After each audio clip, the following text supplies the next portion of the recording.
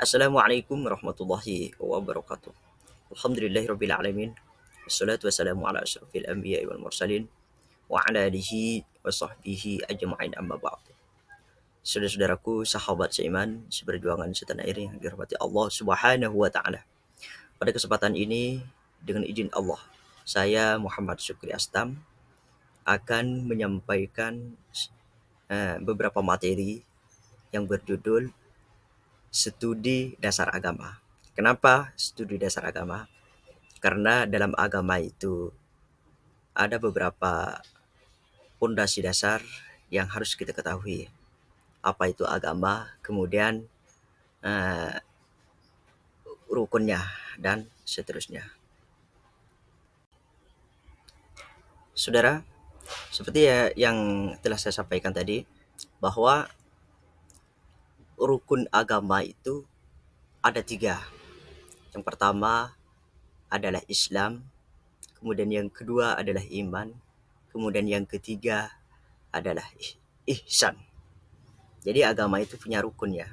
Kalau orang beragama tidak memenuhi rukun, maka agamanya tidak sah. Makanya tiga-tiga ini harus ditunaikan, dilaksanakan oleh seorang hamba. Ikhwan fillah. Jadi sudah disebutkan tadi rukun Islam itu ada tiga, rukun agama itu ada tiga. Yang pertama Islam, kemudian iman dan ihsan. Lah, sekarang terminologi atau definisi daripada atau istilah dari Islam itu seperti apa? Jadi Islam itu secara istilah, Islam bermakna penyerahan diri, ketundukan dan kepatuhan terhadap perintah Allah serta pasrah dan menerima dengan puas terhadap ketentuan dan hukum Tuhan. Pengertian berserah diri dalam Islam kepada Tuhan bukan sebutan untuk paham fatalisme, melainkan sebagai kebalikan dari rasa berat hati dalam mengikuti ajaran agama dan lebih suka memilih jalan mudah untuk hidup seorang muslim mengikuti ajaran Allah tanpa menentang atau mempertanyakan, tetapi disertai usaha untuk memahami hikmahnya. Jadi saudara, eh, kita itu tidak boleh menentang kenapa kok wajib sholat, kemudian zakat, puasa, haji dan seterusnya. Kita tidak boleh menentang itu. Hanya saja kita itu dianjurkan untuk memahami hikmahnya. Kenapa harus sholat, kenapa harus zakat, kenapa harus puasa, kenapa harus haji, dan seterusnya. Jadi begini, jadi sholat, zakat, haji, dan muamalah yang lain itu, saya rasa itu adalah ibadah. Apa sih ibadah itu? Ibadah itu adalah menghamba.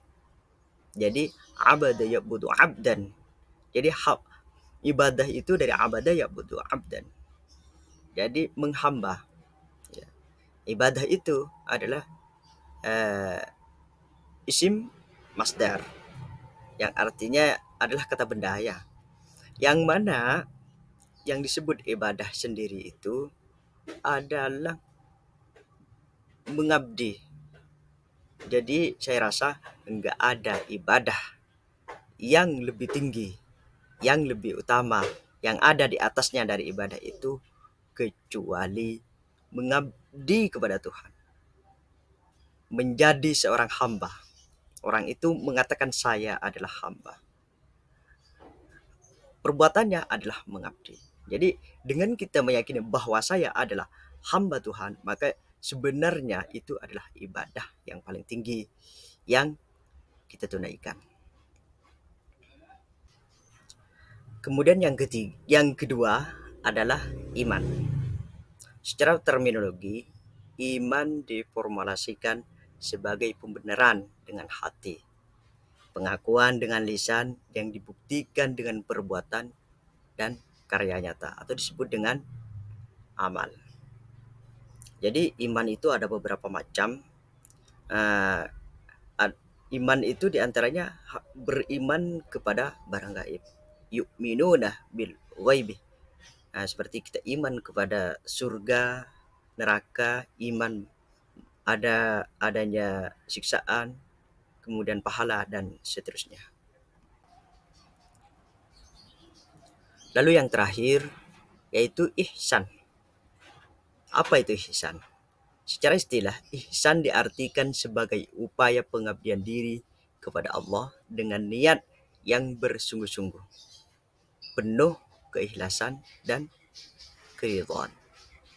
Makanya ihsan itu kalau dalam hadis arba'in disebutkan oleh Nabi, anta'budullaha ka'annahu tarahu fa illam takun tarahu fa innahu yarahu. Jadi kita mengabdi kepada Tuhan seakan-akan kita merasa diawasi selalu oleh Tuhan. Kalau kita tidak mampu melaksanakan hal sedemikian, maka pada hakikatnya Tuhan melihat kita. Jadi anta'budullaha ka'annaka tarahu fa illam takun tarahu fa innahu yarahu. Jadi kita menyembah kepada Tuhan seakan-akan kita melihat Tuhan. Apabila kita tidak mampu, maka Tuhan melihat kita. Seperti itu.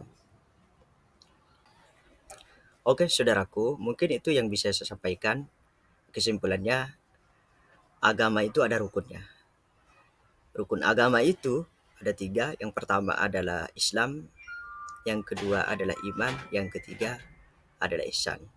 Saudara-saudara, kesimpulan dari seorang muslim, ibadah yang paling utama adalah menyatakan diri adalah seorang hamba. Wallahul muwaffiq ila aqwamit thariq. Assalamualaikum warahmatullahi wabarakatuh.